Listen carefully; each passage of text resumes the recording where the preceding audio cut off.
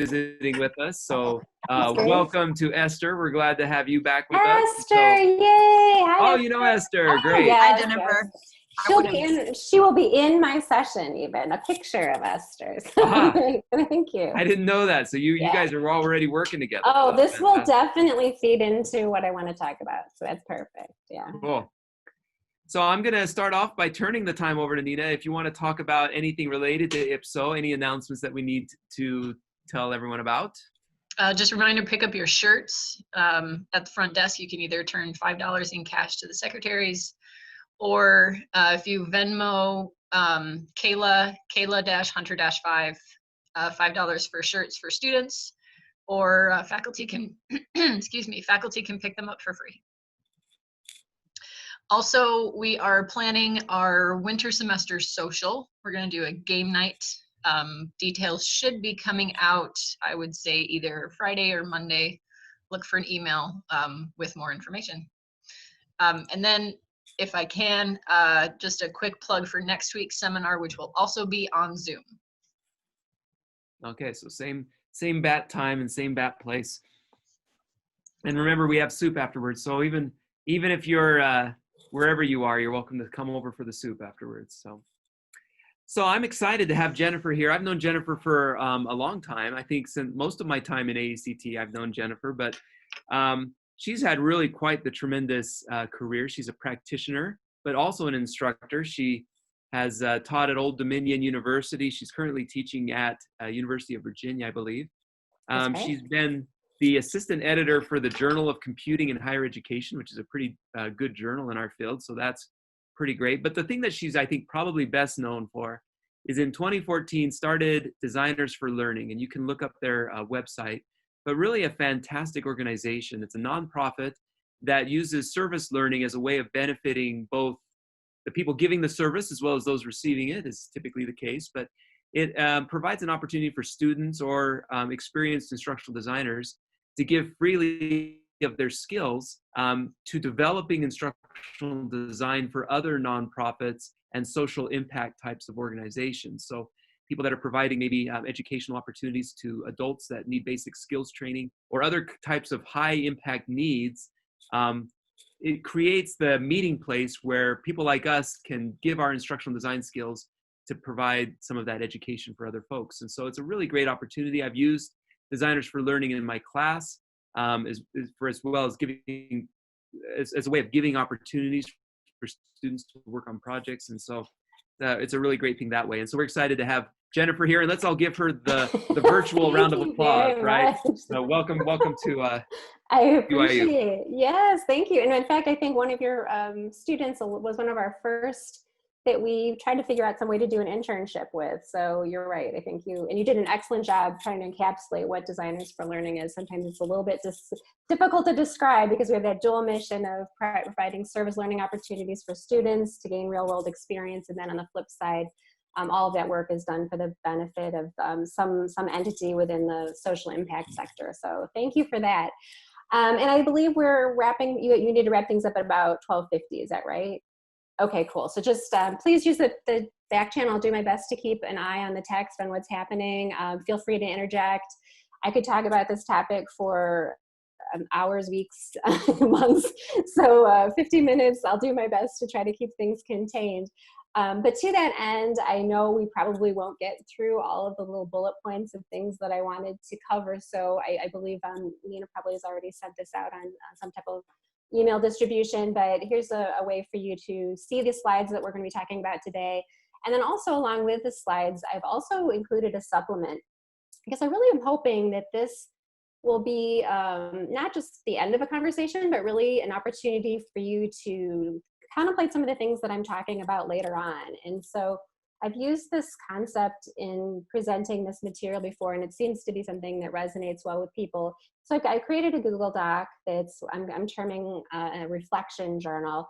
And so we've got kind of 5 major themes once we get into the session today. And those 5 major themes are then presented in this journal with ways for you to contemplate these in terms of how it relates to your own life. When I was talking to Nina about who may be joining us today, She indicated that the folks that would be participating today are coming from all different types of backgrounds, which is really common in instructional design, in our instructional design field. We have a lot of folks who consider themselves accidental instructional designers coming from other fields. Maybe you're a K-12 teacher and now you want to get into a different area, or maybe you were an instructional designer and now you want to get into doing something with educational technology in the K-12 setting, whatever it may be. Very common within our field. And so what I want to make sure happens today is these broad themes I'm talking about, you have a way to take them and bring them back into something that's meaningful to you and is meaningful in terms of your career and where you see yourself fitting into this new field that you're working toward. And so I don't need to spend a ton of time talking about myself as a session facilitator, but I do want to make sure that if you look in the PowerPoint, or not PowerPoint, rather, the Google Slides, on the bottom, there's, I presented where you can reach me. So feel free to reach out by email, or I'm also on Twitter, LinkedIn, whatever, as ways to reach me. And please feel free to do that afterwards. I get a lot of calls and conversations I have with students and graduate students. So as Rick mentioned, our mission, I don't want to spend a ton of time talking about it, but I think it really does help me tell the story of what I eventually want to get to in terms of the themes I want to cover today. This is really where I feel I'm, as Rick mentioned, making an impact with our instructional design field. I was teaching as an adjunct when this idea came to me, and I was realizing that we were doing a great job teaching theory. We were doing a great job talking about a lot of the history of our field, talking a lot about tools and technologies, but we really weren't spending as much time as I felt was important to give people opportunities for real world experience, authentic experience to basically tackle needs, important needs, and also to address problems. Really what we do as instructional designers, and when you get out in the real world, people are asking you to tackle problems. And so that really became the underlying theme for me. Then what was my motivation to start Designers for Learning is this idea to create service learning opportunities for designers to then go out in the world and help nonprofit organizations or other social impact enterprises, could be governmental or whatever it may be, to create these solutions necessary for affecting positive change and helping these organizations achieve their missions. And so this is when I asked it on the first slide, I asked, what impact will you make? This is my statement. This is what I hope that my legacy will be, that I've done this as a help to both our instructional design community then, and also to hopefully those that we've worked with as clients. And so as part of this Designers for Learning, founding it and trying to get my head around, we really had no idea when we first started if we would get instructional designers to be interested. And it was to us, it was an important need, but we weren't sure if graduate students or other volunteers would reach out and be interested. And we actually found out the response was quite overwhelming. So we started out with quite small cohorts of like 12 to 24 people that we would reach out to and kind of handpick some students to be volunteers. And when we opened things up to open calls, we would get hundreds and hundreds of people saying that they were interested. And so then we started to reframe how we asked people to describe their interest. And we actually just put a little question on our contact form on our website, and I've got it highlighted here, asking people to briefly describe their interest in Designers for Learning. And so we were thinking maybe we would just get I'd like to take a class on how to use some type of software or tool or whatever it may be. But instead what we were getting were like literally paragraphs long, multiple paragraphs, people telling us that they really didn't know how to establish themselves in the field. And so it was kind of turning back to us as a question, saying, what is the best way that I, as a graduate student or as someone who considers themselves to be an accidental designer now in this field, not necessarily knowing what I'm supposed to be doing, how do I gain this experience? And how do I establish myself as a professional in this field? And so really this has become the question that has driven most of our programming. And it's been something that I've really struggled with in terms of how then I provide people help in this area. And so I tend to talk about this in terms of building your professional presence. And kind of cutting to the chase, if you need to leave right now, this screen will probably tell you the high level overview of what I plan on talking about today. But I really, as I thought through it, and after all these years of talking with people about what they want to do and what they want to achieve, helping people try to find ways to build your professional presence, it's kind of come down to these three main buckets that I've got laid out here on this screen. Is, you know, finding your people. So finding where you want to engage within this field that you're self-defining. Who are these people? How can you engage with them? How can you establish yourself as a prominent figure within that field? Then the second area that I think is really important is this, as I mentioned a couple times already, is you need to create work. You need to be able to show others that you can do the job that they're going to one day be paying you to do. And so that really the best way to do that is, as I said, or I feel anyway, is to find yourself real world experiences to be able to do that and then share your work openly. And then finally, this is kind of the harder part, is talking about your work and your work process. And that's why I think that this idea of, you know, being a reflective practitioner and using the journal that I started out, I think is a great first step in trying to do that, is being able to give your elevator pitch about what you're working on, why you feel it's important, where your challenges are, how you've overcome those challenges. Those are the way people get to know you. It's certainly one thing to create a portfolio, and it's quite another to be able to let people know in on what you're like, and would that person want to work with you? Would they want to be your collaborator? Would they want to hire you? And that's all thinking through what are these skills you're developing as you're working on things, and like how does that impact your work process? So these are the themes that I'm going to touch on now in more detail as we go through this session. And as I said, I can get on my soapbox on this topic for a long, long time. So please, at any point, you'd stop me or ask a question in the text chat. So as I was framing my thoughts way back when this became an important question that people wanted us to be able to help them with at Designers for Learning, I stumbled across this book called Show Your Work. And if anybody in the text chat, feel free to share if you read this book or if you're familiar with Austin Kleon's book. But I think he's done a really good job of articulating a lot of these themes that I feel are so important. He's sharing 10 principles that he feels are ways to share your creativity and get discovered. So beyond this idea of branding or self-promotion, it's really a way of being a reflective practitioner, of reflecting on your own work, and then at the same time sharing it out with others so they get to know you. And so I've become a bit of a fangirl with poor Austin Kleon. He was here recently in Chicago last May, and there's my husband and I sitting in the back of the room at the Chicago Public Library. He's got a new book out called Keep Going, which is for those that have kind of taken this all to heart, and now they're wondering, okay, now how do I further my career? And so from his 10 principles that he has in the book, I've taken those down and tried to condense them into things that kind of 5 main buckets of topics that I think are very actionable things that you can do to help build your professional presence. And so we're going to be drilling down into these 5 areas, as I mentioned, as the major 5 themes that I want to talk about today.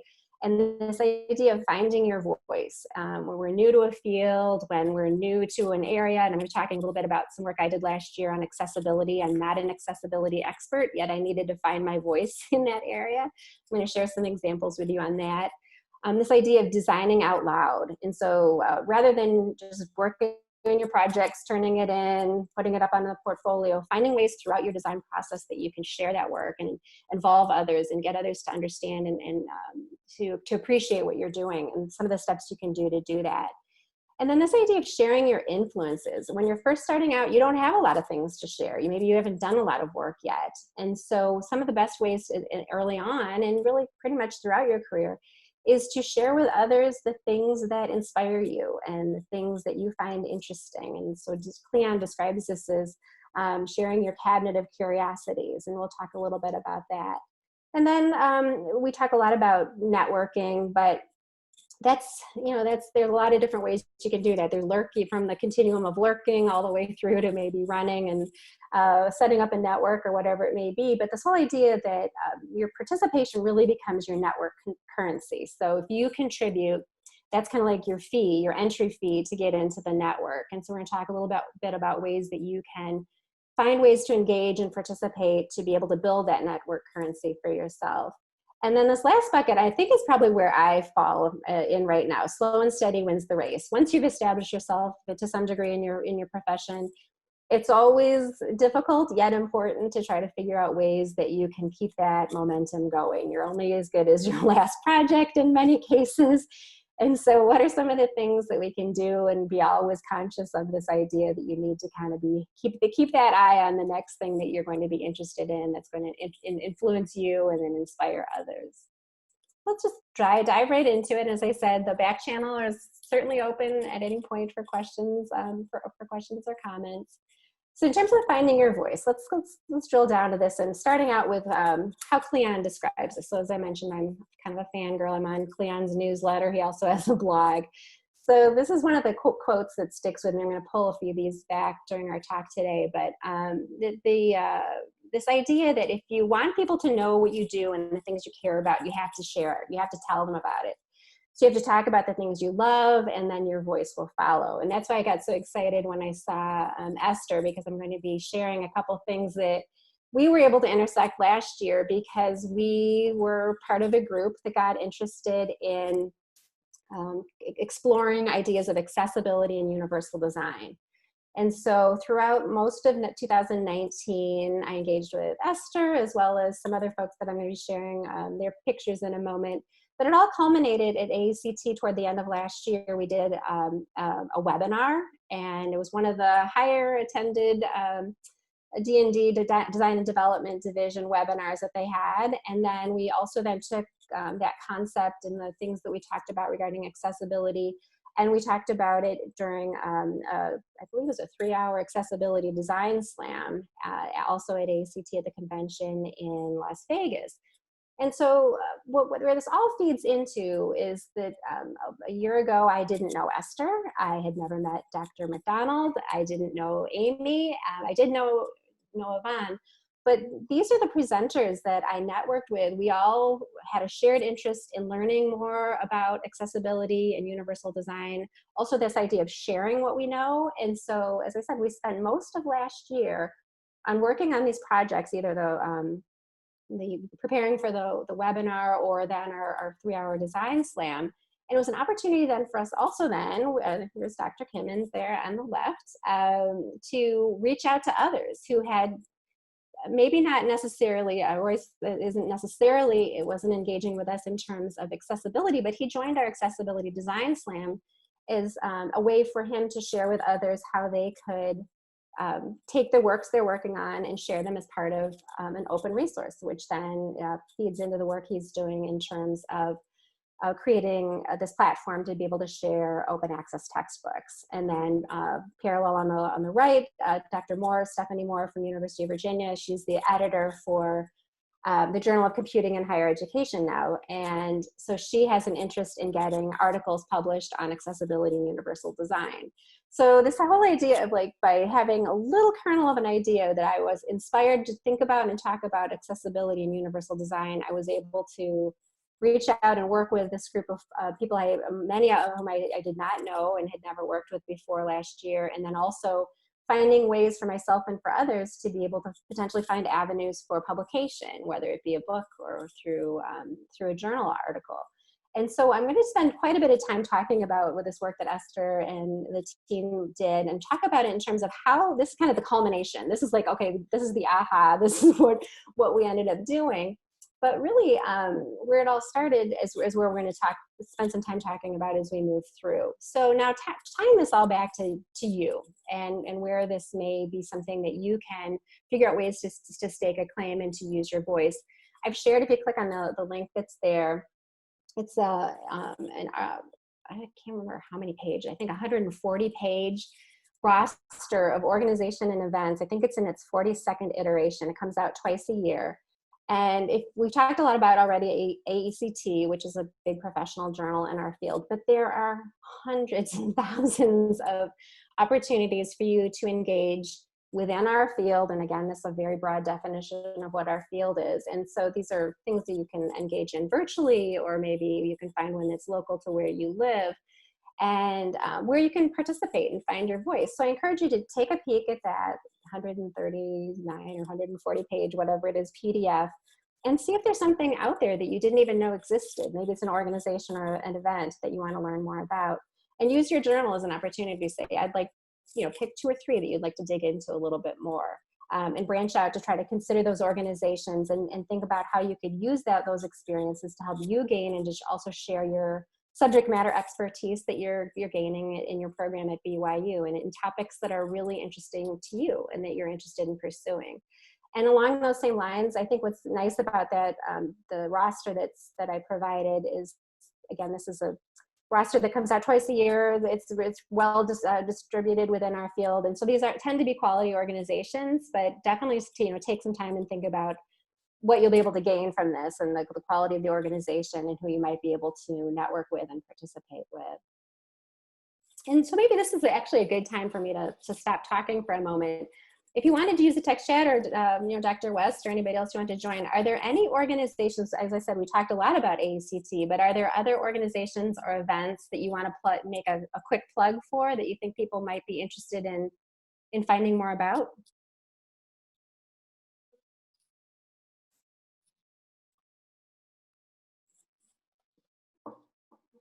How about AERA? Is anyone planning on participating in that, or any other? Yeah, AERA, that's a big one, right? I think AERA is a big one. I think the one thing that I remember as a student is AERA, just so that people do know about this, AERA is so big, like 10,000 people, that I felt, I got almost kind of claustrophobic as a student. I felt so lost in the crowd. So that's something to think about. But the research is oftentimes better presented at AERA. There's stronger research there. But sometimes these smaller organizations are kind of really nice for building that network, building relationships with people. That's what I've liked about AECT, who I think does a really good job of integrating grad students. But AEA is another one, the American Evaluation Association. If you're interested in evaluation, I thought as a student that they were very welcoming and very good about connecting me to people when I started going to that organization. So sometimes as a student, that's helpful. Whereas something like an ARA can be really good if you just want to sit and listen to research, but hard to make connections. I don't know if anyone else has that perspective. Yeah, I think that's really true. I've gone to AERA a few times. Most recently, I think in 2018. It's just too big for me. It's great. I don't get to really see a lot of sessions, and I end up spending a lot of time preparing for my own session. And so I kind of walk away going, oh, I don't know what I got out of this experience, as compared to, as you said, AECT, where it tends to be more of like that family reunion feeling every year when you come back and you get to see folks that you know are going to be there, and you get to see every time. And there's some great suggestions coming in. And yeah, so this is great. So we got some folks from K-12. It's great. Thank you for sharing that as well. And then sometimes just in your own backyard, sometimes it's not necessarily directly related to instructional design or instructional technology or education. It may be just a special interest area that you're interested in. That right now I'm really interested in digital literacy and digital inclusion. And so I'm reaching out and meeting with people that are totally outside of our field that are interested in that. And so you're just kind of having those things that you have on your radar screen. And again, using this idea of the journal and being a reflective practitioner, thinking through, wow, I really need to know more about digital literacy, digital inclusion. How can I find someone else interested in that is going to provide me an opportunity to learn more, and then also maybe conversely find a way that I can share back once I do learn a little bit more about the topic. So that's great. Thank you for sharing those. So let's talk a little bit about designing out loud. This is kind of a weird concept. I want to spend a little time defining what I mean by this. And so I'll, again, borrow from a quote from Cleon's work. People often say my work speaks for itself, but the truth is our work doesn't speak for itself. And I think this ties into this idea of the importance, certainly, of creating a portfolio, but that's pretty static, and very, very rarely can you really use that as an opportunity to tell people who you are and what you're about. And so what Cleon's drawing on here is this idea that human beings want to know where things come from. They want to know where they're made and who made them. And it ties into this whole idea of storytelling and how important that is to being able to, as you're building a professional presence, to be able to tell people who you are, what makes you tick, what makes you interesting, what makes you, again, somebody they want to collaborate with or somebody they may want to hire. And so let's talk a little bit about that in terms of then how I conceive of this in terms of designing out loud or designing in the open. And so what I like to think about in terms of what I share with others and what I think people tend to find important is people want to know what you want to impact. So back to my original question of my title screen is, what makes you tick? What makes you wake up in the morning and want to go to work or whatever it might be? So what are the things you want to impact, and talk about those things. And then people are always really interested, especially if they're doing something along the lines of what you're doing, is like, how do you plan to tackle that project? What are your plans to do it? So either reaching out to others to ask questions of them, or to then have a blog maybe, or if you happen to like Twitter and social media, finding ways that you can share with others what you're working on, even at the ground stage. And people actually, this is a great entry point for people to be able to share with you. So if you, again, I said I was interested in digital literacy and digital inclusion right now. So as I start talking about these things on social media, that's how I tend to get people to say, hey, I'm also interested in that. Here's a conference, or here's a paper, or here's something you might be interested in. Along with this, it's really important to also be pretty open about what your aims are, and also your apprehensions and your challenges. So, we don't always have to have everything with a nice little pretty bow on it when we're all done to hand to somebody. It's also pretty important as you're building this professional presence, so people understand it, how you're overcoming your challenges, how you're recognizing challenges, and then how you're overcoming them. And then who you're including. As I mentioned on those first screens when I was sharing what the presentation we did last year at ACT, that was a huge part of what I considered part of my professional development last year, was reaching out and including more people that I'd never worked with. And that gives you that whole chain. What Cleon talks about, chain smoking, we'll talk about that in a moment, but this idea that your relationships aren't static. It's the people you meet, they have friends and they have friends, and so on and so on. And so the more you can reflect upon and then be deliberate in terms of who you're including and who you're reaching out to, that can help you to build this presence that you're trying to establish within your field. And then giving project updates. And then I'm really big on this idea of becoming a reflective practitioner. This whole idea that it's so easy to just complete a project and to move on. And then, someone will say to you, what did you do? And 6 months later, you can't even remember what it is, or, certainly what you got came of it. But it really becomes important when you're sitting in front of someone who's interviewing you and they say, tell me about a project you did when XYZ, and what were the skills that you used, and what tools did you use? So the more you kind of make this part of your normal practice to think about those types of things, it makes it a lot easier when you're trying to give others your elevator pitch about why the work you've done in the past is important, and how you can then use that experience to help them in the future. And so as I've been trying to use this thread of an example of the accessibility projects that I worked on last year, this is a classic example of where I found a need that was around me. It was also a need that was expressed within the field and within the community. And I used that as like the kernel, a little seed, to then be able to put this into place, that whole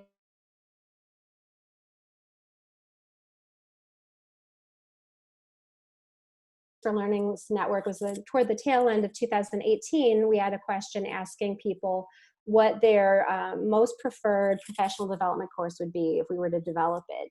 And our number one request was accessibility and universal design. And I realized at that point I knew very little about accessibility and universal design, embarrassingly so, given my background in instructional design.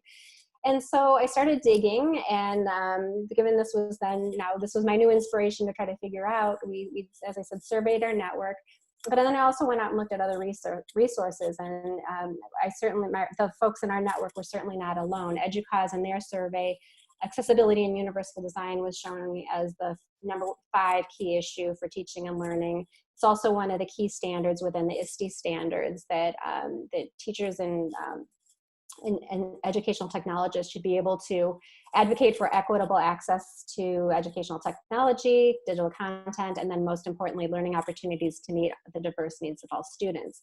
So I kept using again these kernels of things I was finding as inspiration for me to then expand my practice.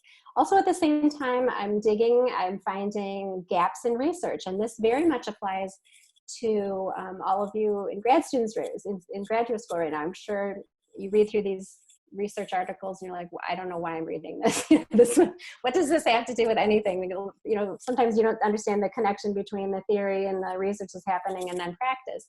But I really encourage you to take these opportunities to look for the call for action within research studies. And so I put a couple examples here of studies associated with accessibility and universal design that as I read through them, I was finding these calls to action that were related to things I could do, and then also I could bring in other students and other participants and collaborators. And so we were reading over and over again that there needs to be additional research related to universal design, and then in interventions that will improve learner outcomes. That there's a lot of things being talked about regarding accessibility and universal design, but not necessarily things that are tied to what things we can do to improve learning outcomes.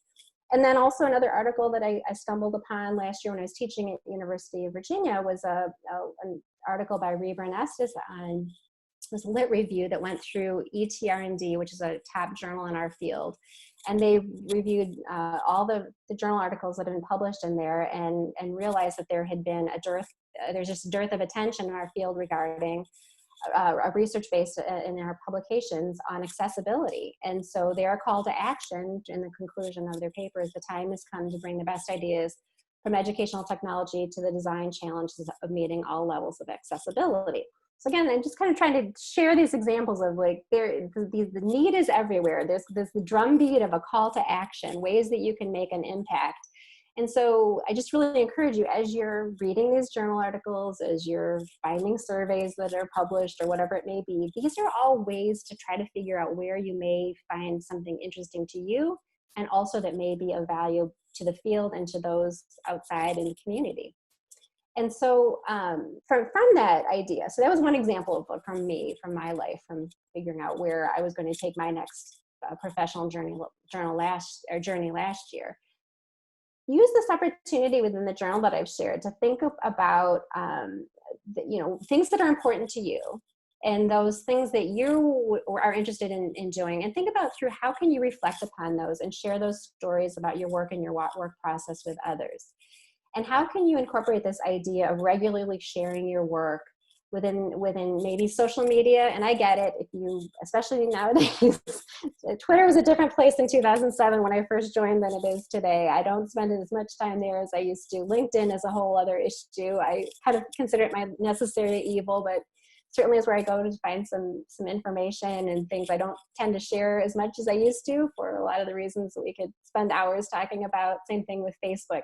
But certainly there's a lot of great groups, instructional design groups, educational technology groups on social media that you can interact with people. So that's one opportunity. But then outside of that, what other online platforms could you use? Other places where you can share with others and reflect and tell your stories. So again, maybe I'll just take this as a quick opportunity to pause and ask, are there groups that people like either on social media or other places where you tend to network? I don't know. Are you on social media? I see you occasionally, but are you a big social media user as a way to interact and network with others?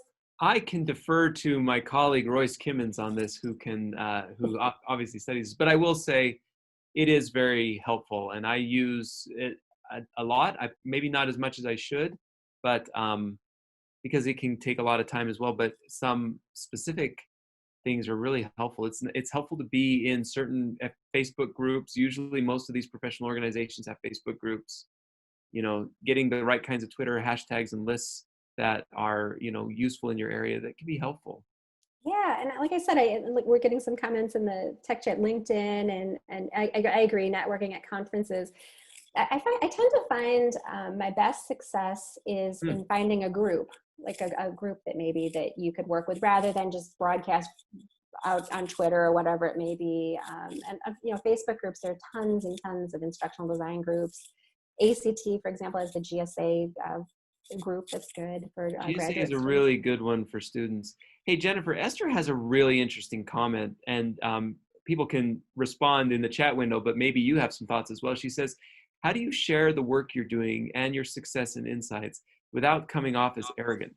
I think I is a think really interesting comment. that's a great question. I'm going to talk a moment ago in a moment too, also about this idea of, not using these networks to spam, which I think LinkedIn can be. And even in some of these groups, you can come across as really pushy and you're trying to sell something or push yourself, brand yourself or whatever. And I think it comes back to that idea of being authentic. And if you are very clear that you don't know everything and that you're also here to learn, I think that goes a long way to addressing what you're mentioning here as far as coming across as arrogant. And also there's, the whole idea of humble bragging, that's kind of gross. People don't like that when you're on. The only time you're on is when you're talking about some award you won or whatever. That's okay. Nice to do that occasionally and pat yourself on the back.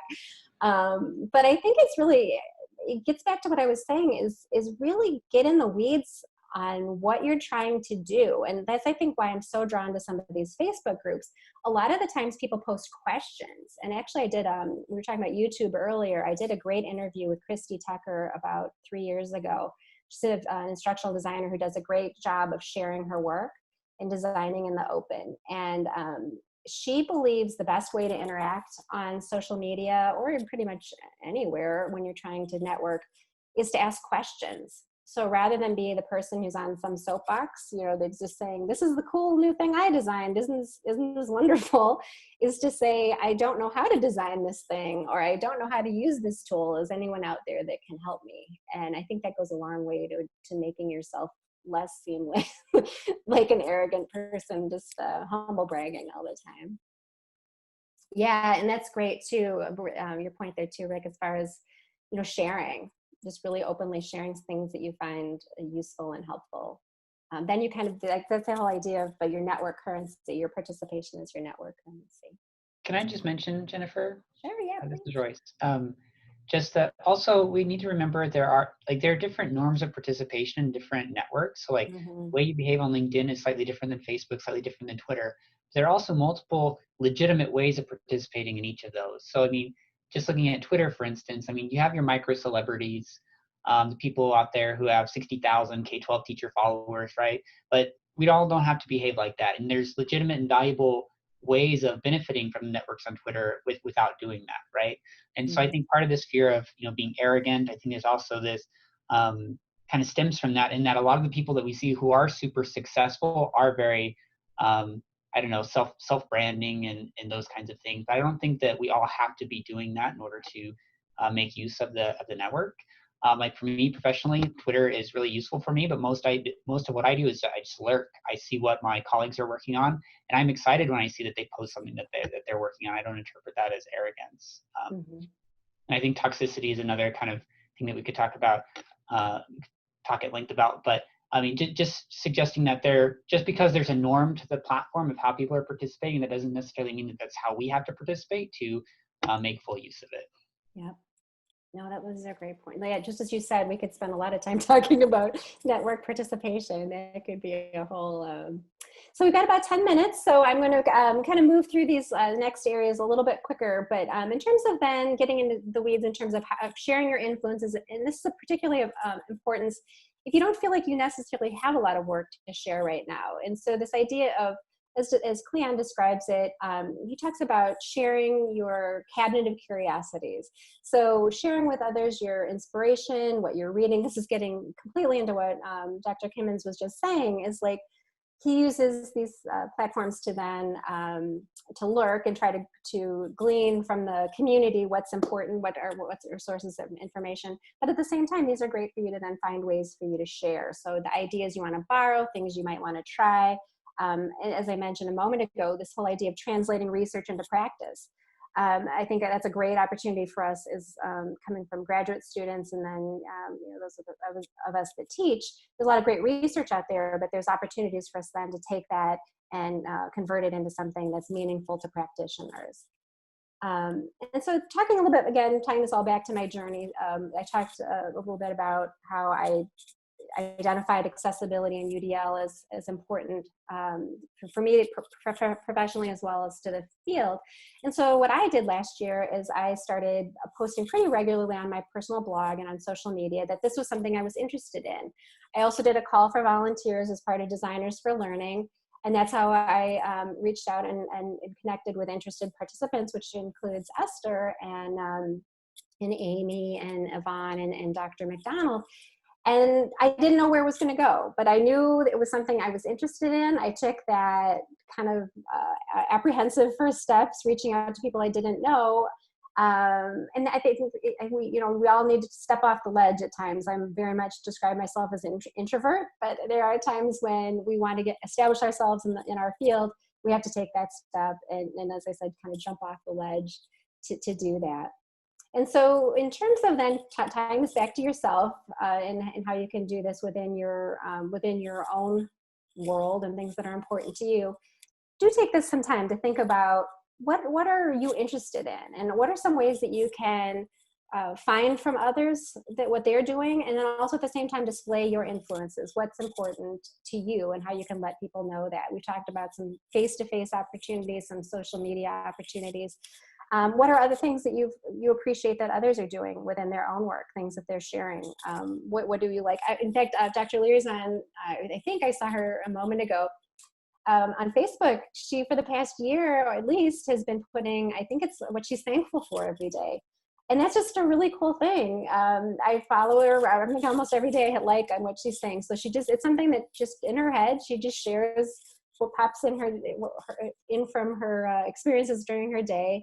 What she's thankful for, and it's just a way to connect with people, and she just uses that as a cool way to, again, just describe what's interesting to her and what's her motivations. Okay, so participation is network currency. Some of this is going to get a little repetitive, so I can kind of move through it a little bit quicker. But this whole idea that we've talked about multiple times here already is this idea that when you learn something, turn around and teach it to others. There's a good chance that someone else is stuck at the same point you are. They're not sure what part of the process, how to move the project forward. You can share with them some of your experiences, things that worked for you.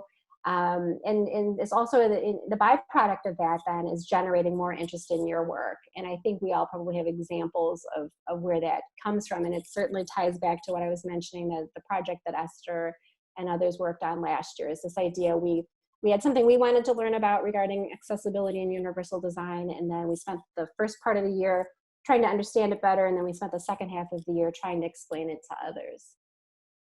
And so building network currency, kind of taking the flip side of what Dr. Kimman said, I do encourage you in most cases to be more than just a lurker. It's great to be a lurker in terms of what you can take, but people aren't probably going to, a lot of times I'll get someone who'll reach out to me and want me to spend a considerable amount of time helping them, maybe getting on an hour-long conference call. And if I don't feel that I know them through the network, or I'm not familiar with them, I'm probably not going to spend my time doing that. But if this is someone that has given a contribution to the field, that I perceive that they're a contributor, I'm more likely to spend time with them. And I think that's just kind of human nature. And then spending time just doing the basics, updating your online profile. Last night, I spent about an hour. I went through and I saw how grossly out of date my LinkedIn profile was, and I knew I was coming on today. So I spent some time updating my profile, make sure it represents what I'm currently doing. Again, along these lines, spending time managing your digital footprint. What are you posting? Are you into politics? That's fine, but that could creep into other things that come up down the road. So just be cognizant of what you're doing out there in the world, because others are watching. I mentioned before we started, I'm about to put an offer in a house, and I did a vanity search of my name to see what the seller may find out about me, and those things come up down the road. So kind of take time as you're spending time online to manage your digital footprint. We talked before about not spamming, controlling your own domain. I am a big believer in buying your URL if you have unless someone already has your name. But I'm jennifermaddrell.com, and so to me, I think that's pretty important. So when someone Googles my name, my website's one of the first things that comes up. So I think that's also an opportunity for you to build your network currency. And then, as we talked about extensively already, is this idea of teaching what you know. And so I just wanted to spend the last little bit here thinking through, I've shared with you my journey so far with accessibility and universal design. I don't know what what my next piece is. But I do want to talk a little bit about what I see as a potential and how that may be something that I can work on in 2020 and how that can be a launching pad for it.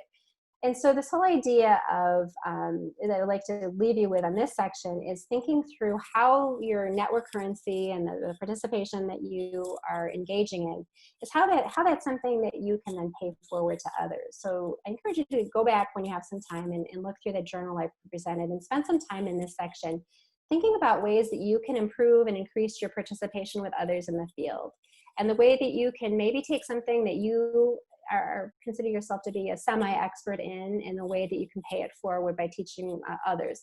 And I think, again, Esther Michaela was a great example of that. She'd done a lot of work in accessibility as part of her graduate program, and maybe at the time didn't necessarily think of herself as a subject matter expert in it when she was going through it.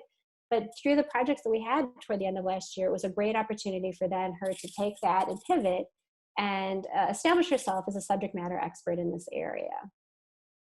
And last but not least, I'll spend the last couple minutes here. This is really where I'm at in my career. Is this the slow and steady wins the race?